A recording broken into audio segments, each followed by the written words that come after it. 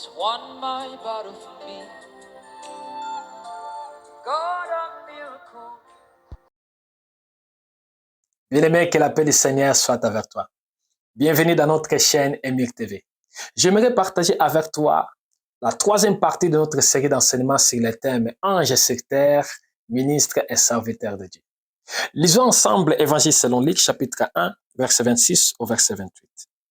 Le 6e mois, l'ange Gabriel fut envoyé par Dieu dans une ville de Galilée appelée Nazareth, chez une vierge fiancée à un homme de la famille de David appelé Joseph. Le nom de la vierge était Marie.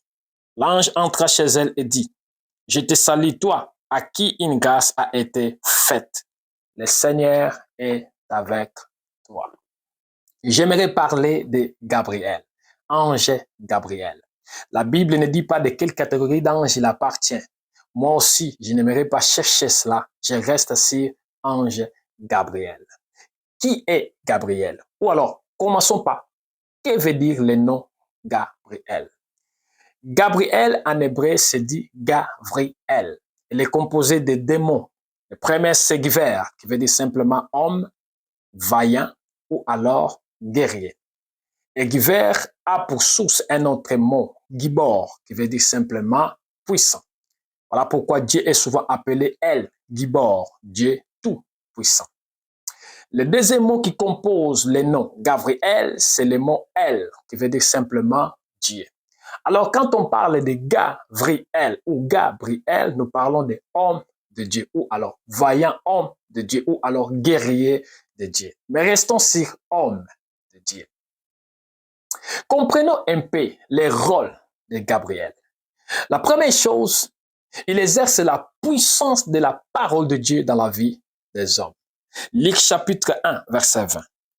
Voici, tu seras muet et tu ne pourras plus parler jusqu'au jour où cela arrivera, parce que tu n'as pas cru à mes paroles qui s'accompliront au moment voulu. Il exerce la puissance de la parole de Dieu dans sa bouche, dans la vie de l'homme. Il parle avec Zacharie de la naissance de Jean-Baptiste. Zacharie doute par rapport à son âge. Et il lui dit, tu seras muet. Parce que tu as douté, tu seras muet. Et la chose arrive. Zacharie devient muet. La puissance de la parole de Dieu.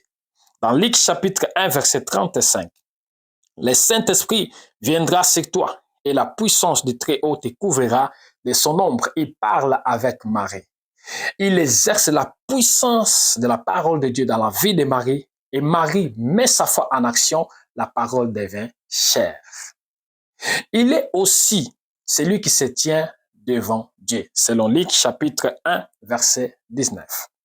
Mais il n'est pas simplement un messager, il est aussi un interprète de vision. Vous pouvez le voir dans Daniel chapitre 8, verset 15. Vous pouvez aussi lire le verset 17.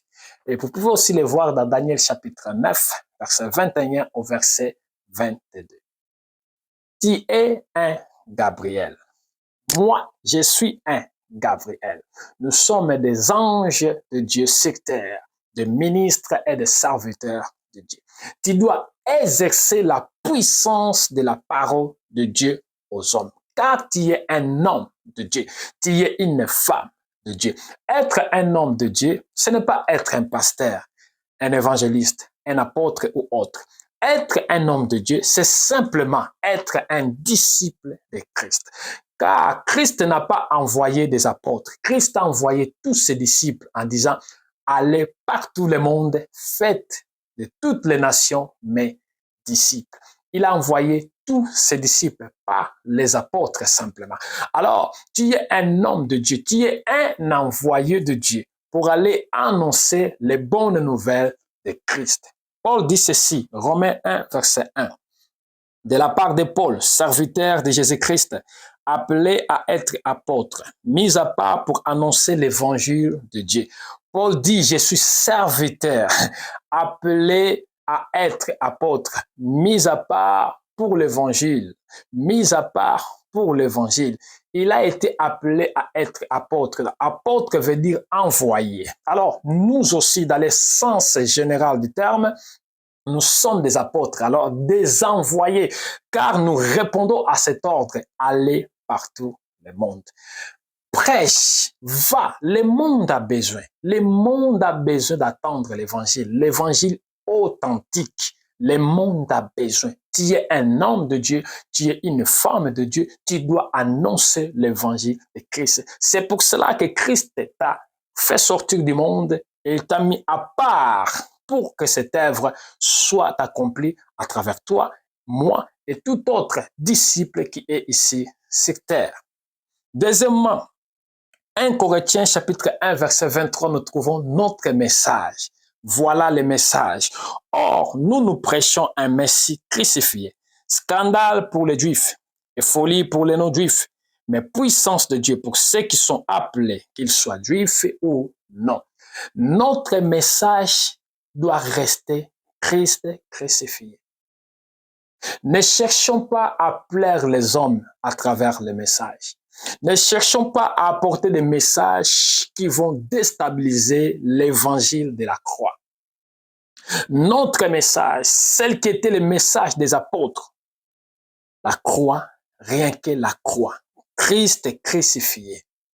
Le message d'un bon enfant de Dieu, d'un bon disciple de Dieu, d'un bon homme de Dieu, ça doit être rien que Christ.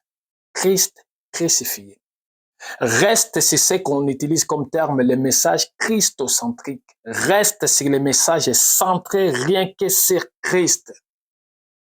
Ne prêchez pas d'autres choses. Ah, la prospérité. Ah, venez recevoir la guérison. Ah, non. Prêche le Christ.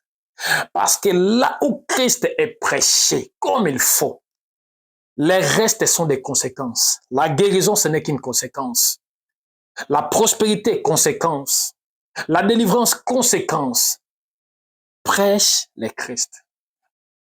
Quel est notre objectif? 2 Corinthiens chapitre 5 verset 20b. Soyez réconciliés avec Dieu. À Émile, nous avons notre slogan. Réconcilie-toi avec toi-même. Réconcilie-toi avec ton prochain. Réconcilie-toi avec ton Dieu. Le ministère de la réconciliation, c'est la mission de tout disciple de Christ. Un homme de Dieu, une femme de Dieu doit avoir comme objectif la réconciliation des hommes avec Dieu. L'apôtre Paul dit Dieu était en Christ pour réconcilier le monde avec lui-même. Le ministère de la réconciliation est très important car le monde est l'ennemi de Dieu.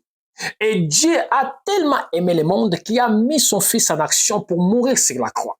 Maintenant, nous sommes appelés à aller dire aux hommes, vous êtes des ennemis de Dieu, mais il y a quelque chose de bon. Il y a une bonne nouvelle. Christ est mort pour que vous, les ennemis, vous deveniez des amis de Dieu. Et c'est cet évangile qui va pousser les hommes à se réconcilier avec Dieu. Et toi et moi, nous sommes appelés à réaliser ce travail. Comment nous pouvons le faire? Quelle sera notre énergie? Qui pourra nous inspirer? Matthieu chapitre 10, verset 20. En effet, ce n'est pas vous qui parlerez, c'est l'Esprit de votre Père qui parlera en vous. C'est l'Esprit de votre Père qui parle. Ne cherchez pas à t'inquiéter. Moi, je ne sais pas parler. Moi, je n'ai pas été formé. Moi, je n'ai pas fait des études théologiques. Non. Le vrai message de Christ, c'est ton témoignage. Qu'est-ce que Christ a fait dans ta vie? Quand tu commences à parler de ce que Christ a fait dans ta vie, l'Esprit va commencer à t'inspirer par des versets, à t'inspirer à d'autres choses et tu verras toi-même comment Dieu va faire le reste. Ne cherchez pas à faire tout. Laisse Dieu faire tout. Toi, laisse simplement que Dieu t'utilise à travers son esprit. Mais prêche l'évangile, insiste, que le temps soit favorable ou pas, insiste. Paul le dit à Timothée, dans 2 Timothée chapitre 4, verset 2. Prêche la parole, insiste à toute occasion, qu'elle soit favorable ou non. Prêche.